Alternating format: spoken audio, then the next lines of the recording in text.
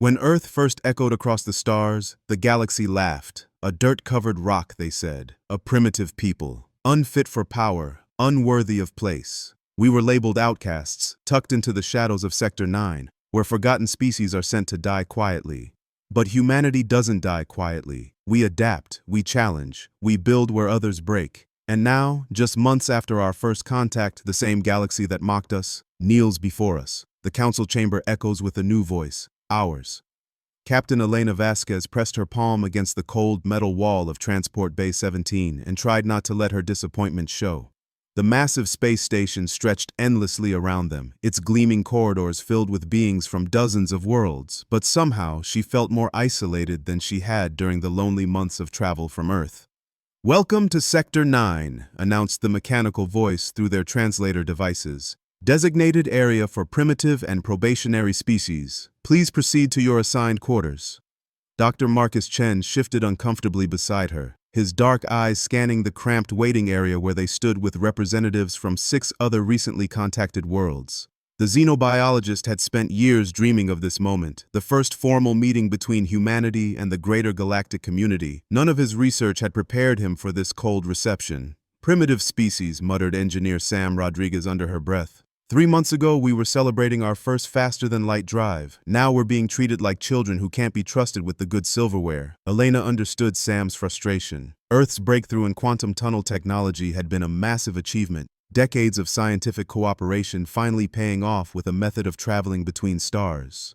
When the first human ship emerged near the Galactic Assembly's monitoring stations, Earth scientists had expected wonder, curiosity, perhaps even celebration. Instead, they received polite acknowledgement and an invitation to join the assembly as probationary members. Their guide materialized from the crowd, a tall being with silver skin and 3 eyes arranged vertically along its elongated face. The creature moved with fluid grace, its robes marking it as someone of minor authority within the assembly's complex hierarchy.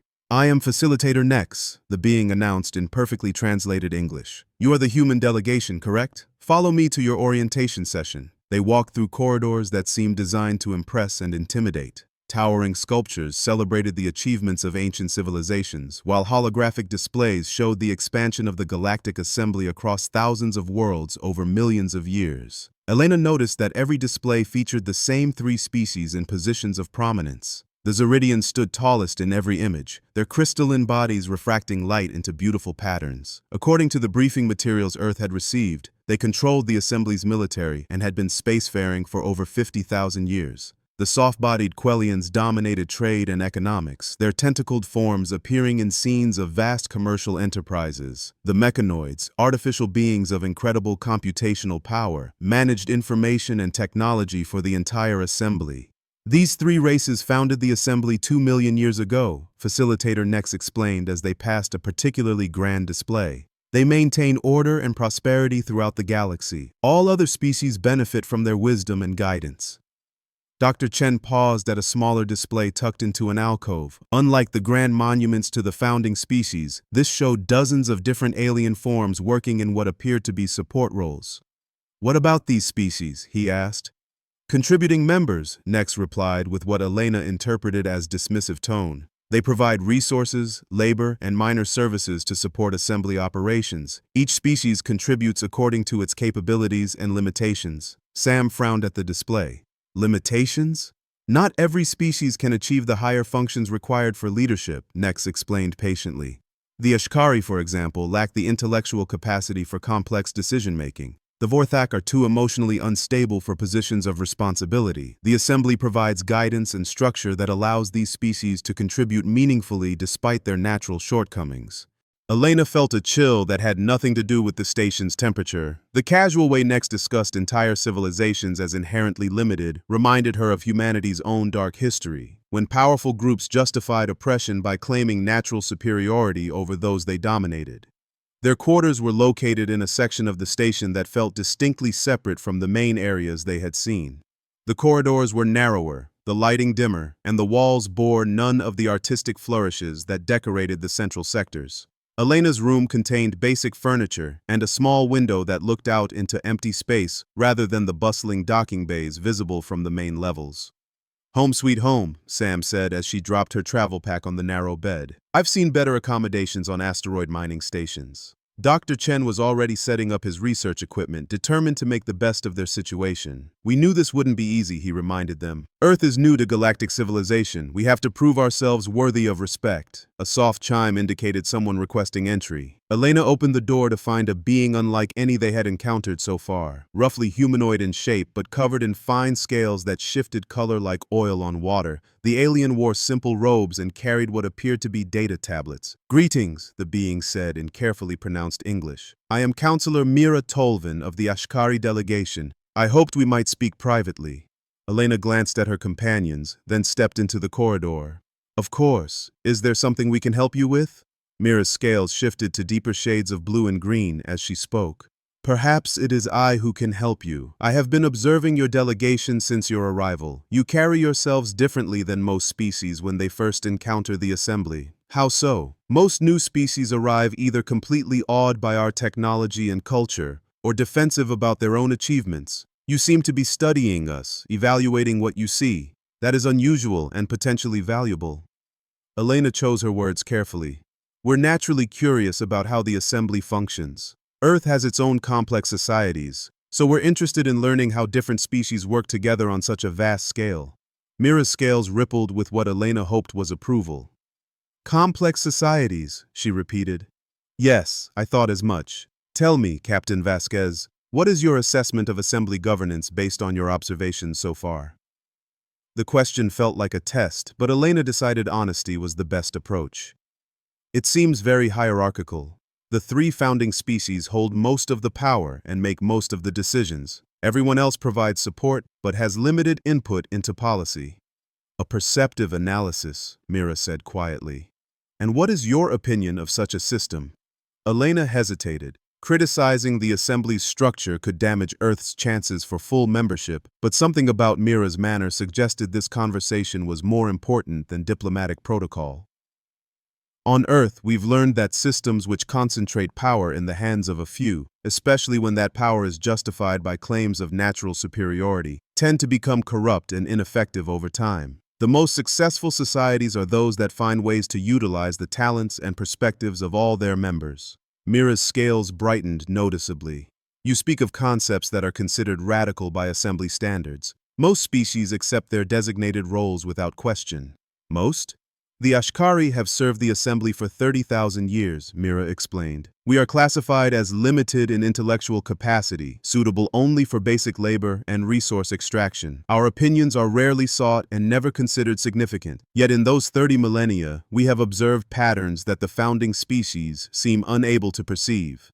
Before Elena could respond, an emergency alarm echoed through the station. Red lights began flashing in the corridors, and automated announcements filled the air in dozens of languages. Elena's translator rendered the message in urgent English. All personnel report to emergency stations. Class 5 crisis protocols now in effect. Through the windows of the main corridor, Elena could see ships arriving at the station in obvious distress. Some showed signs of battle damage, while others seemed to be carrying massive numbers of refugees. As they watched, a Zeridian military vessel docked at one of the primary bays, its crystalline hull darkened and cracked. The Void Plague, Mira whispered, her scales turning pale gray. It has reached the Helix colonies. Elena had heard references to something called the Void Plague during their briefings, but the information had been limited. What exactly is it? A phenomenon that began appearing 6 months ago in the outer territories. Entire colonies simply ceased to function. Not destroyed, not conquered, just empty. The inhabitants remain alive but become completely passive, unresponsive to any stimulation. They require life support to survive but show no will to live. Dr. Chen joined them in the corridor, having heard the alarms. That sounds like a neurological condition rather than a traditional plague. The Assembly's best medical minds have been studying it for months, Mira explained.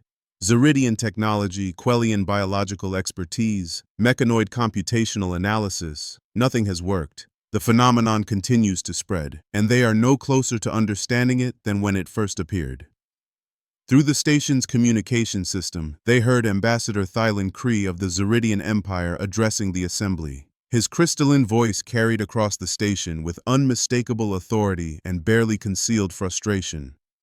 The Void Plague represents a clear threat to assembly stability, Kree announced. We have deployed our most advanced medical technology and our greatest scientific minds to combat this phenomenon. Additional resources from contributing member species will be requisitioned as needed to support our efforts. Elena noticed that Kree spoke of requisitioning resources rather than requesting assistance. The distinction suggested that the Assembly's member species had little choice in how they contributed to crisis response. Sam approached from her quarters carrying a portable scanner she had been calibrating. Did anyone else notice that the ambassador didn't mention asking for ideas from the member species? Just resources? Mira's scales shifted to deep purple. The founding species do not typically seek input from those they consider intellectually limited. They prefer to solve problems using established methods and proven technologies. But those methods aren't working, Dr. Chen observed. 6 months without progress suggests they might need to try different approaches. A logical conclusion, Mira agreed.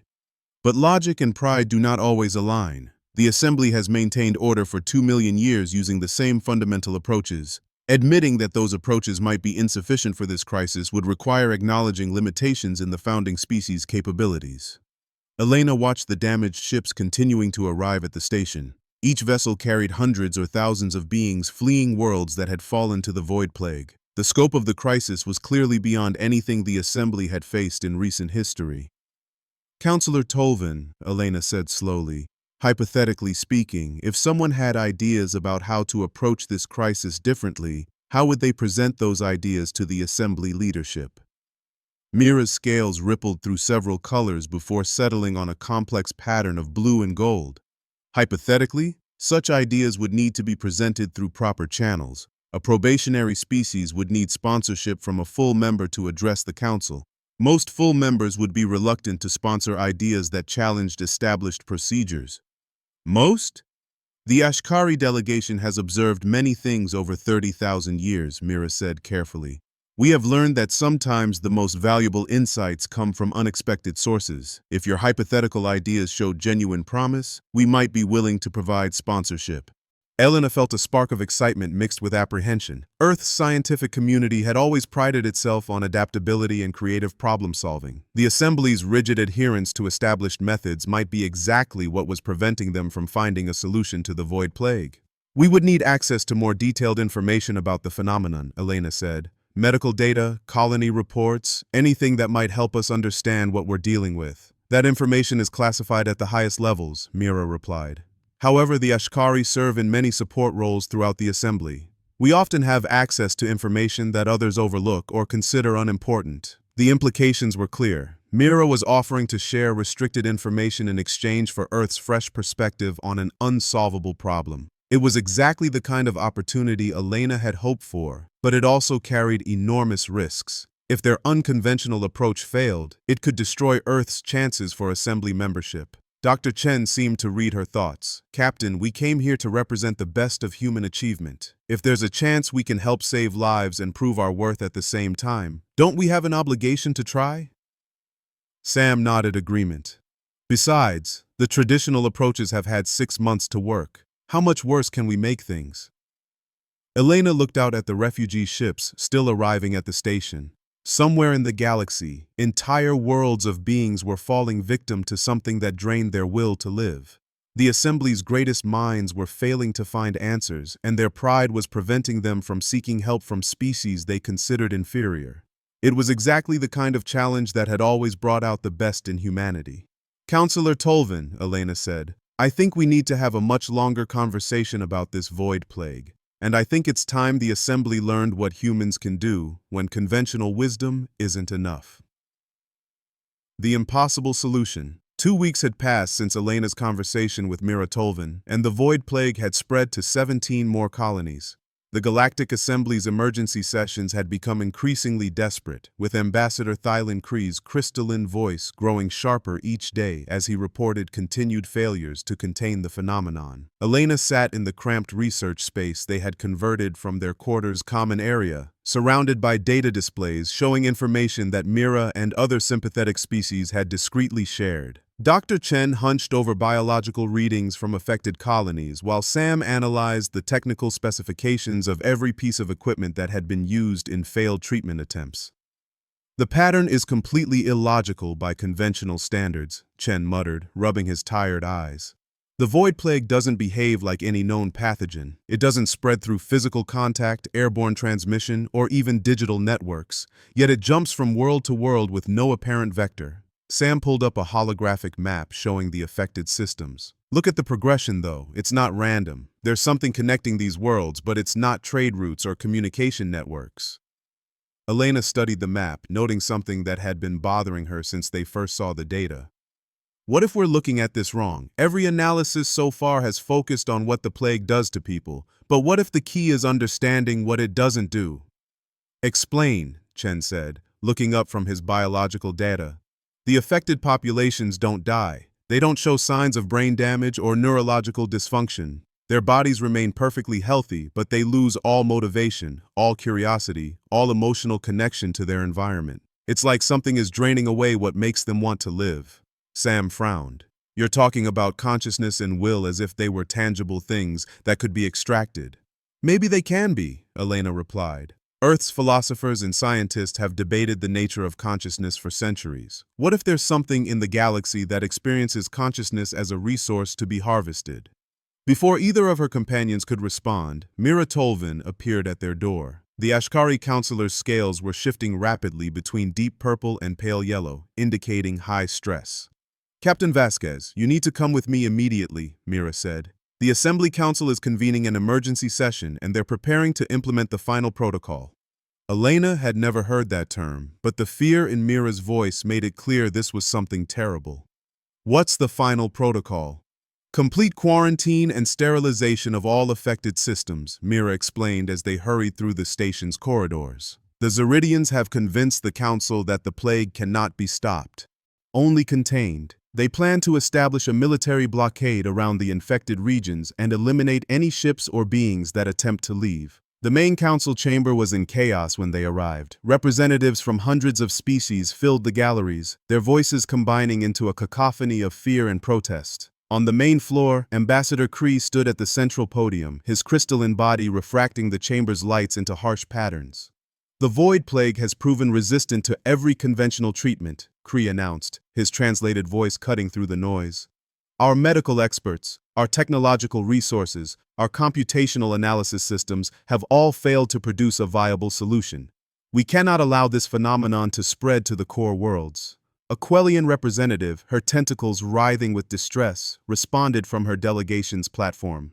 Ambassador Kree, you're talking about condemning billions of beings to isolation or death. Surely there must be alternatives we haven't explored. We have explored every reasonable alternative, Kree replied coldly. The founding species have committed their greatest resources to this crisis. If our combined expertise cannot solve this problem, then no solution exists.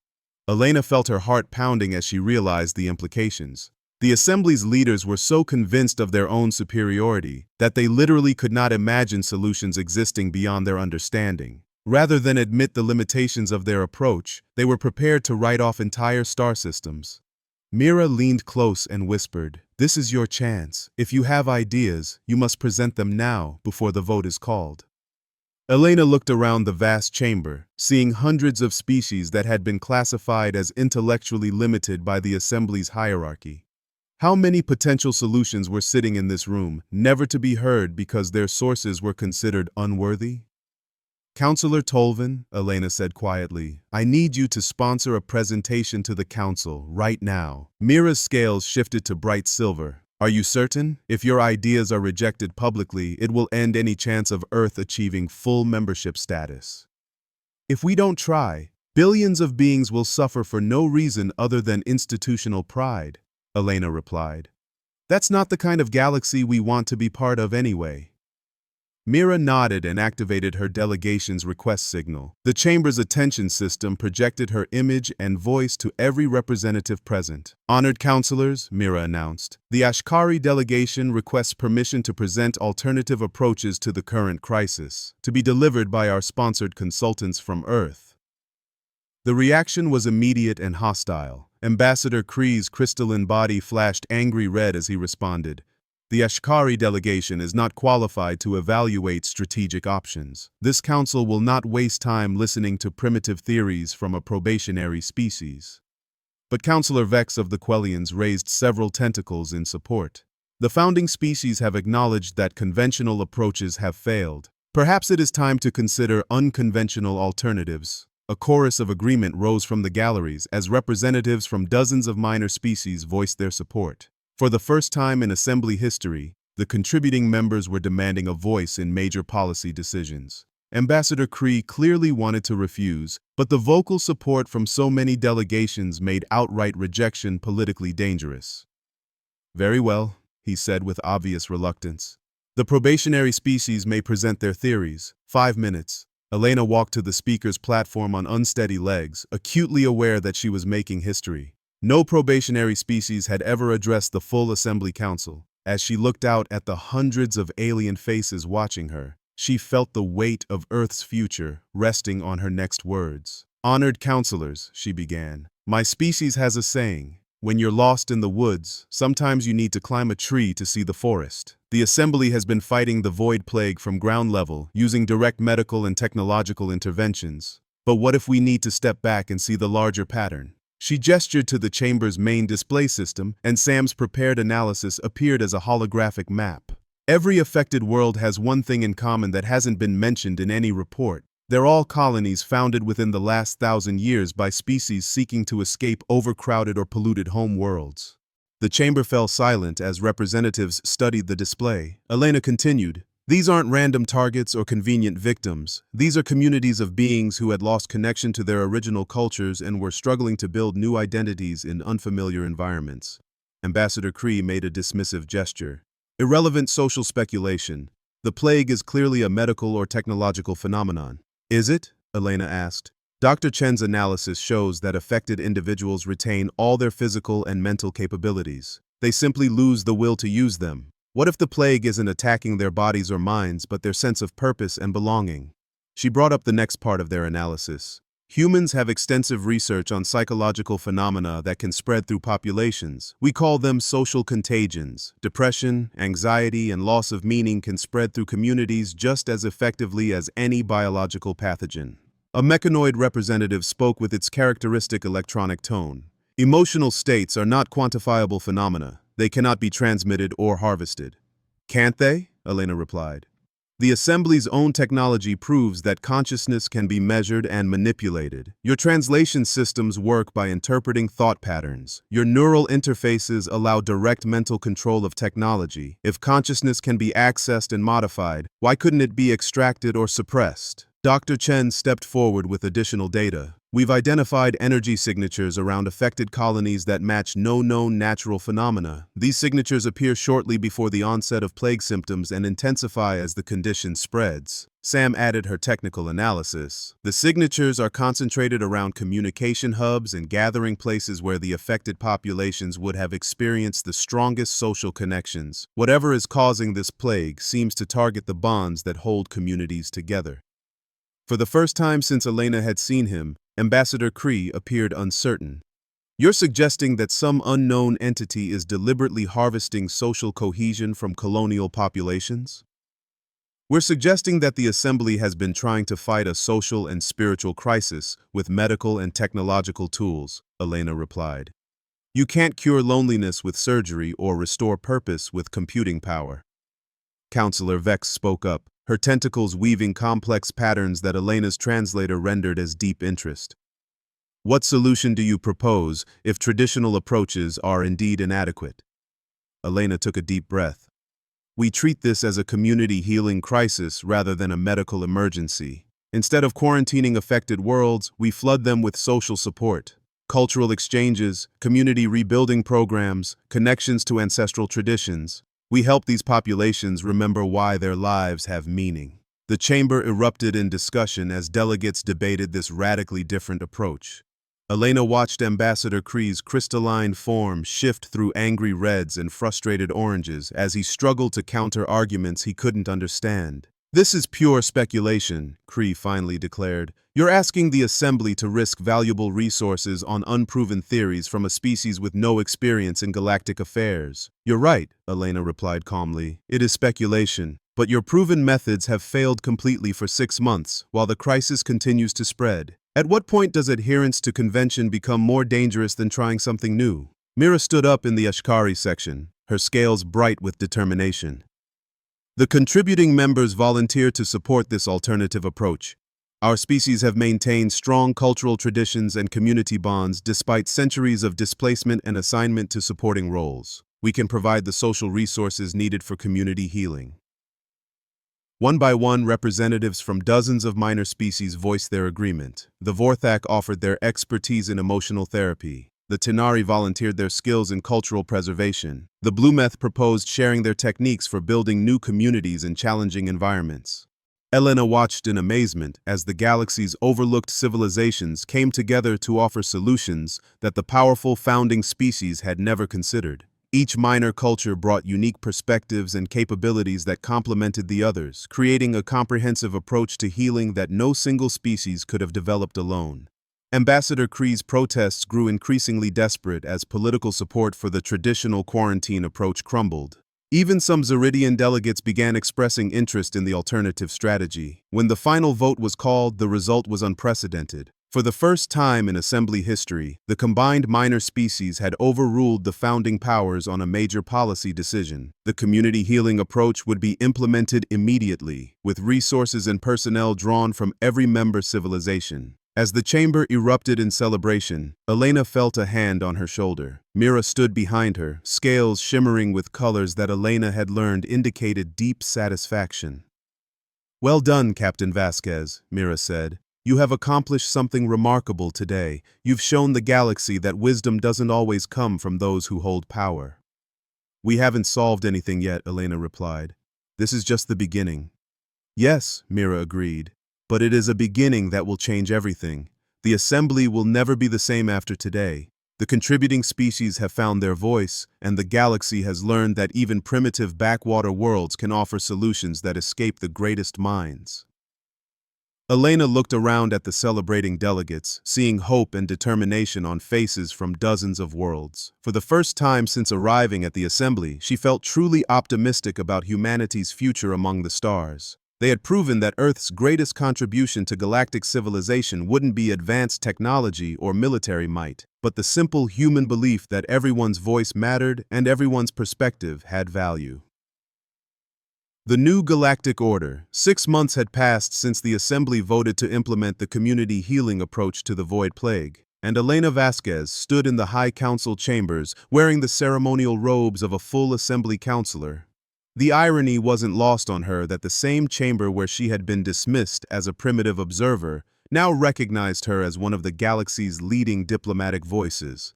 The transformation had been remarkable to witness. The first healing missions to affected worlds had achieved results that stunned even Elena's team. Within weeks, colonies that had been written off as lost began showing signs of recovery.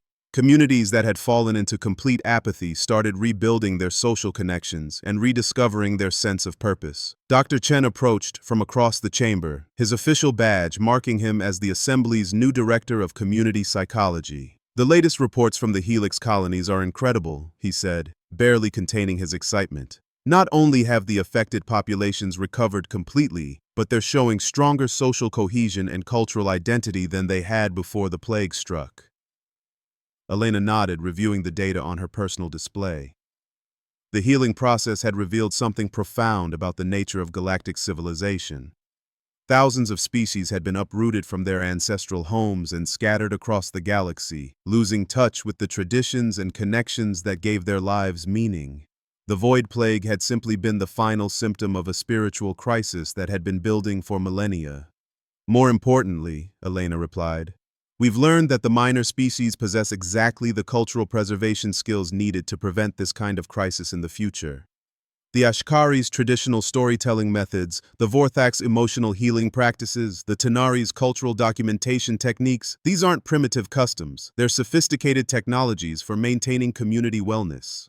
Sam Rodriguez joined them from her position near the main tactical displays. As the Assembly's new Director of Integrated Technologies, she had been working with engineers from dozens of species to develop hybrid systems that combine the best innovations from every member civilization.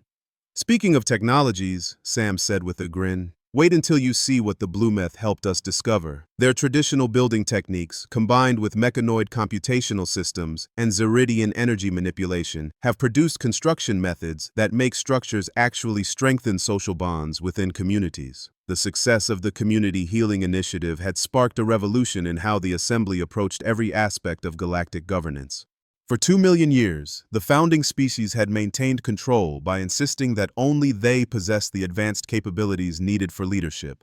The Void Plague crisis had shattered that assumption by proving that the galaxy's most pressing problems required exactly the kinds of wisdom and skills that the founding species lacked.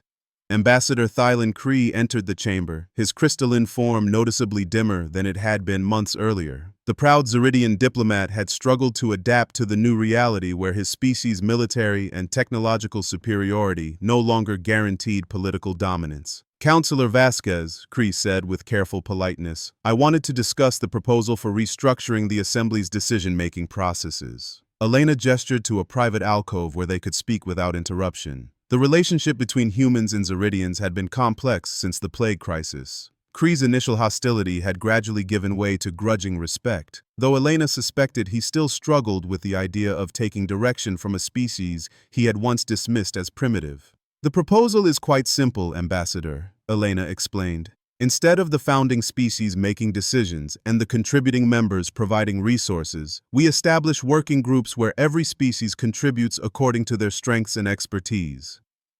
Kree's crystalline body shifted through frustrated orange patterns. You're asking my people to accept equal status with civilizations that achieved spaceflight only centuries ago. I'm asking your people to recognize that age doesn't equal wisdom, and advanced technology doesn't guarantee better solutions, Elena replied firmly. The Zeridian Empire has incredible capabilities in energy manipulation and military organization, but the Ashkari understand community building in ways your species never learned. The Vorthak have emotional intelligence that surpasses your computational abilities. True leadership means recognizing when others are better equipped to handle specific challenges. Through the alcove's viewing panel, Elena could see representatives from the new Adaptive Coalition gathering for their weekly coordination meeting. What had started as an informal alliance of minor species during the Plague Crisis had evolved into the most influential political force in the galaxy. Mira Tolvin led the discussion, her scales bright with confidence as she coordinated input from dozens of civilizations. The Ashkari counselor had been instrumental in organizing the coalition, using her species' traditional consensus-building methods to create a decision-making process that actually listened to every voice. Look at them, Elena said to Kree. 6 months ago, most of those species were considered too primitive to contribute meaningful ideas to assembly governance.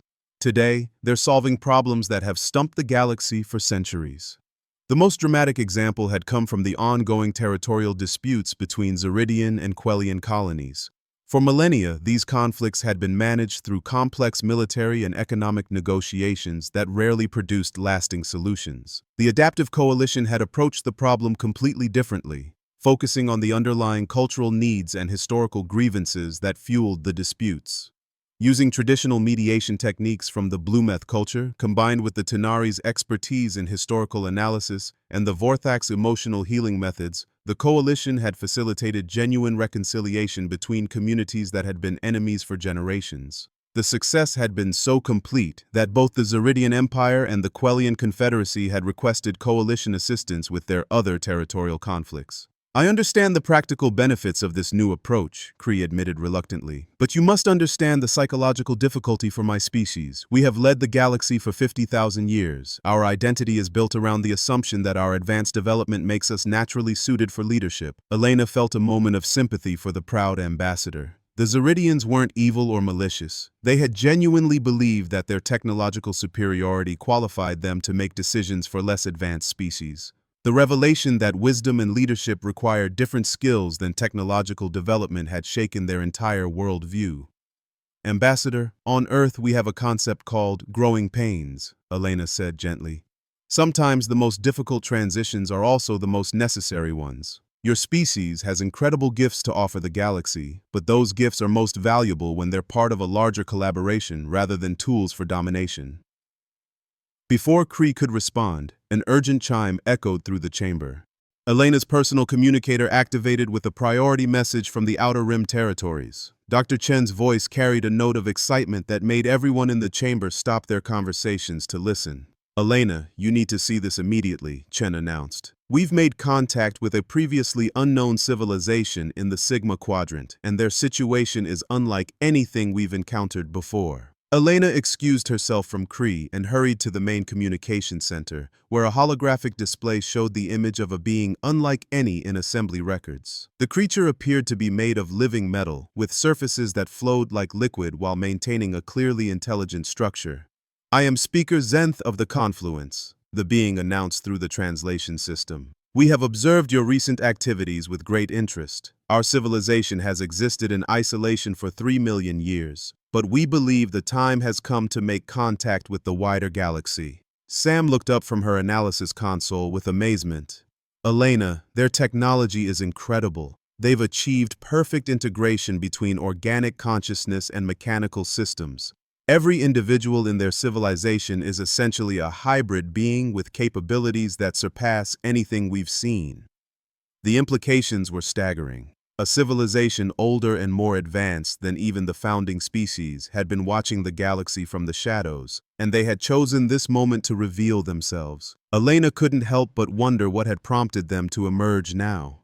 "Speaker Zenth," Elena replied carefully, "we're honored by your contact. What has motivated your people to end their isolation?" The metallic being's surface rippled with patterns that might have indicated emotion. "For 3 million years, the Confluence has observed the cycle of galactic civilizations: rise, dominance, stagnation, decline. We have watched dozens of species achieve great power only to become rigid and unable to adapt to new challenges." Elena felt a chill of understanding.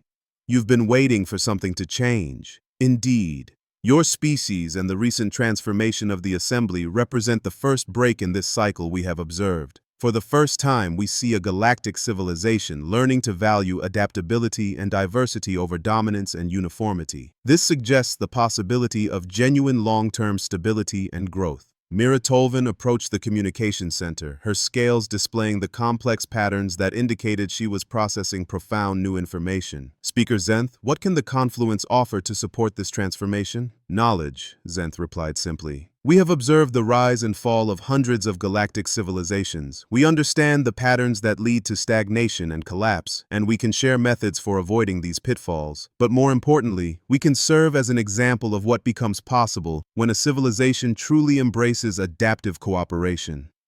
The conversation continued for hours as the Confluence shared insights that revolutionized Elena's understanding of galactic history. The assembly wasn't the first multi-species civilization to emerge in the galaxy, and it wouldn't be the last, but it was the first to develop beyond the rigid hierarchical model that had doomed its predecessors. The founding species' dominance-based approach was actually a common pattern among young galactic civilizations. Species that achieved early technological advantages would establish themselves as permanent leaders, creating systems designed to maintain their power rather than optimize for long-term success. Eventually, these civilizations would encounter challenges that required exactly the kinds of flexibility and innovation that their rigid structures prevented. "The irony," Speaker Zenth explained, "is that the qualities needed for long-term civilizational success are precisely those that established powers view as threats to their authority. Adaptability, diverse perspectives, willingness to challenge conventional wisdom, these are seen as dangerous rather than valuable." Elena thought about humanity's journey from dismissed newcomers to influential mediators. "So our primitive status was actually an advantage because it meant we weren't invested in maintaining the existing power structure." "Precisely. Your species approached galactic civilization without preconceptions about how things should work. This allowed you to see solutions that were invisible to more established powers." The next few weeks brought a cascade of changes that transformed the assembly beyond recognition. The Confluence shared technological insights that revolutionized everything from space travel to communication systems. But more importantly, they provided historical context that helped every species understand their role in building a truly sustainable galactic civilization. The Zeridians discovered that their energy manipulation techniques, when combined with confluence hybrid technology and human adaptability principles, could create power systems that actually strengthened the social bonds within communities rather than simply providing energy. The Quellians found that their biological expertise, enhanced by confluence knowledge and guided by Ashkari wisdom about community needs, could develop healing methods that addressed both physical and spiritual wellness. Even the mechanoids evolved beyond their original programming, incorporating confluence insights about the integration of consciousness and technology to become more than just computational systems. They developed the ability to understand and respond to emotional needs, making them invaluable partners in community building rather than just data processors. Ambassador Kree approached Elena one final time as she prepared to return to Earth for a diplomatic summit. The Zeridian's crystalline form had taken on new patterns that Elena had learned to associate with genuine humility. "Counselor Vasquez," Kree said formally, "I wanted to express my gratitude for your patience during our species transition. I understand now that true leadership means serving the greater good rather than maintaining power." "Thank you, Ambassador. But the real credit belongs to all the species that had the courage to challenge assumptions and try new approaches. Humans just happened to ask the right questions at the right time." Elena looked around the transformed assembly chambers one last time before departing. Representatives from hundreds of worlds worked together in integrated teams, sharing knowledge and perspectives that none could have achieved alone. The rigid hierarchy that had once divided the galaxy into rulers and subjects had given way to a cooperative network where every voice mattered and every contribution was valued. Dr. Chen joined her at the observation deck as their transport prepared for departure. "It's hard to believe we've been here less than a year," he mused. "When we arrived, Earth was just another primitive species hoping for acceptance. Now we're helping to guide the evolution of galactic civilization itself." "The galaxy was ready for change," Elena replied. "We just happened to arrive at the right moment with the right perspective. But the real work is just beginning. Building a truly inclusive civilization will take generations of effort from every species." Sam appeared beside them, carrying data tablets filled with plans for new collaborative projects. "At least we know it's possible now. The confluence proved that civilizations can evolve beyond the dominance patterns that have limited galactic development for millions of years." As their ship pulled away from the assembly station, Elena watched the bustling activity of the docking bays, where vessels from hundreds of worlds arrived and departed in peaceful cooperation. The transformation wasn't complete, it might never be complete, but the galaxy had proven that growth and change were possible even for ancient civilizations set in their ways. The message Elena would carry back to Earth was simple but profound. Humanity's greatest contribution to galactic civilization wasn't advanced technology or military might, but the fundamental belief that everyone deserves a voice and everyone has something valuable to contribute. In a galaxy that had been dominated by the assumption that might makes right, this simple idea had triggered a revolution that changed everything. Earth was no longer a backwater planet seeking acceptance from superior civilizations. It had become a catalyst for transformation, helping the galaxy discover that true strength came not from dominance, but from the courage to listen, learn, and grow together. The stars ahead held infinite possibilities, and for the first time in galactic history, every species would have the opportunity to help shape what came next.